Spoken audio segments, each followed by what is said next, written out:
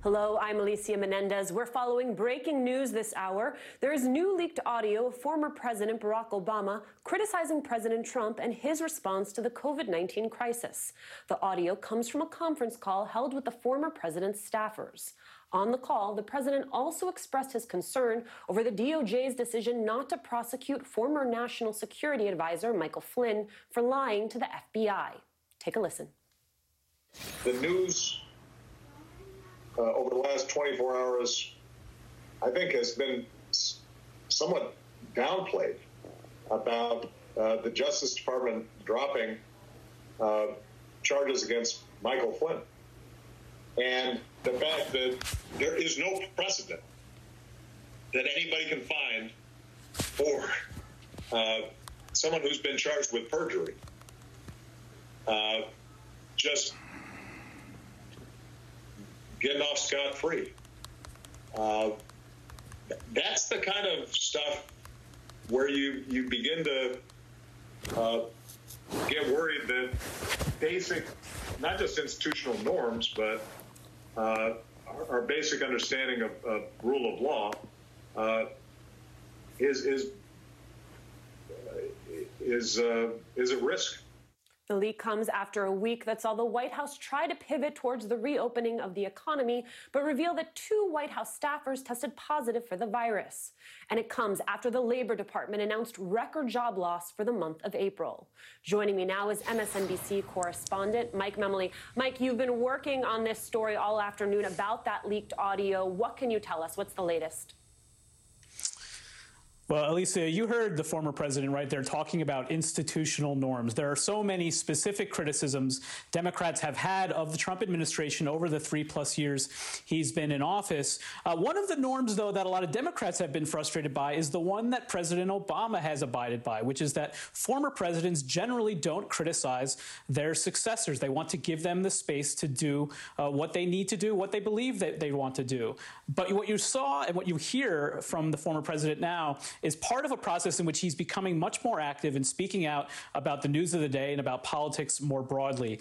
There's a 13,000 member association of former Obama alumni, and 3,000 of them joined this conference call last night. With a call that large, a group that large, you would expect that the president knew what he was saying would likely find its way into the public. And so we heard him very critical of the Trump administration, directing the Justice Department prosecutors to drop that Flynn case, saying that this is how democracies become autocracies. He talked broadly about how just the sheer amount of incoming of outrages each day from the Trump administration has almost desensitized the public to what is really at issue here. And he also talked about his concerns with technology and the spread of misinformation, saying that he's concerned that this could hurt Joe Biden in the general election this fall. He said his daughters have actually even shown him some TikTok videos that were, in his view, designed to just try to suppress support for Joe Biden in the fall. The purpose, as I'm told by those who participated on this call, was to try and have the former president rally this large network, show them to stay engaged in this process, and he urged them not just to do everything they can, as he promised to do, to help Joe Biden this fall, but also to make sure that Democrats keep control of the House and win back control of the Senate and win down ballot races as well. So an important moment last night as we begin to hear more from the former president, even if it's supposed to be private. Mike, in addition to those comments about Flynn, I'm told that the president also made some comments about Democratic leadership, specifically Speaker Pelosi, as well as what he described, I believe, as President Trump's us versus them mentality. What can you tell us? Yeah, it's interesting. If you go back to President Obama's final year in office, he talked a lot generally about his concern about the tribalism in our politics. And in some ways, that was a message directed about the Trump campaign at the time, but also broadly about what he saw happening in the Democratic Party. He praised Speaker Pelosi for keeping Democrats unified, but he also did say that this chaotic, as he described it, response from the Trump administration to the pandemic is a symptom of what he says is this tribalism, this us versus them mentality. All right, Mike Memoli, thanks so much for your time.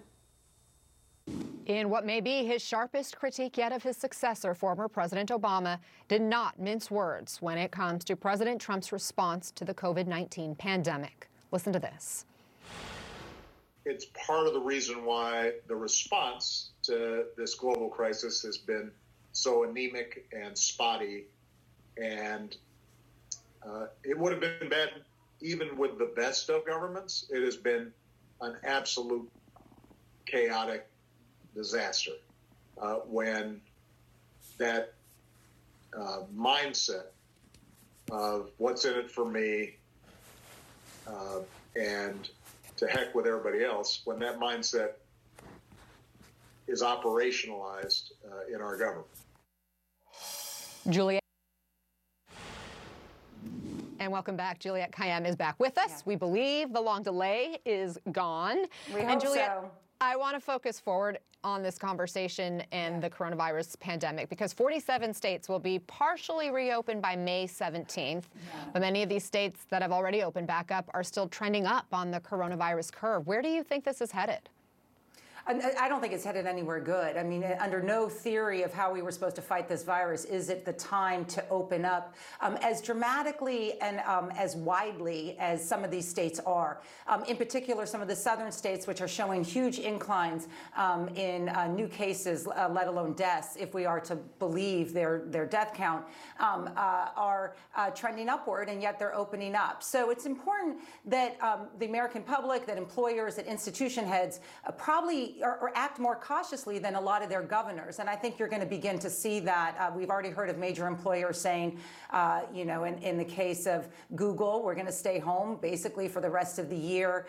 In the case of Amazon, at least through the summer, because it's just too soon. And there are good ways to open and there are bad ways to open. And some of these states are being quite careless in their planning. Yeah, just because states are reopening doesn't necessarily mean residents will be confident to head out. We have the latest polling showing the vast majority of Americans are worried the states are lifting restrictions too soon. Juliette, why do you think there's such a disconnect right now between public sentiment and the actions of public officials? Yeah, so we're calling this the confidence index, and it is one of the most amazing and consistent aspects of the sort of coronavirus response. As the president was claiming everyone wants to get out, which is true, we want to get out in some ways. We want to get out cautiously. The polling has almost consistently been that people are worried. They are not going to spend money at places like restaurants or recreational areas or concerts, that they would prefer to stay home until there is some competent response, some ability to know that they will be protected. Look, we can protect vulnerable populations.